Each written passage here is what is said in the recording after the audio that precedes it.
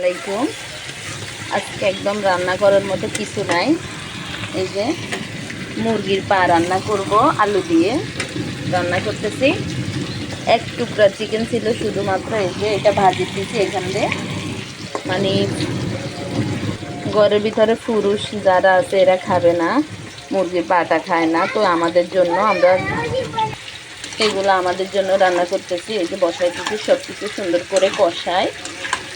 অনেক বাতাস, বাহিরে অনেক বৃষ্টি, জানালা দিয়ে বাতাস আসে।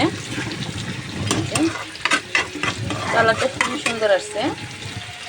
মাসের শেষের দিকে 20 তারিখের পরে থেকে একটু বাজার টাজার সব শেষ হয়ে যায়। এগুলা চিকেনগুলা ছোটো ছোটো করে রান্না করব, আর ওগুলা আমাদের জন্য।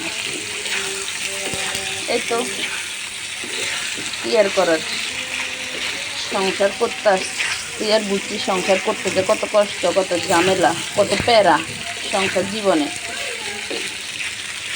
যাই হোক, সব কিছুর জন্যই আলহামদুলিল্লাহ।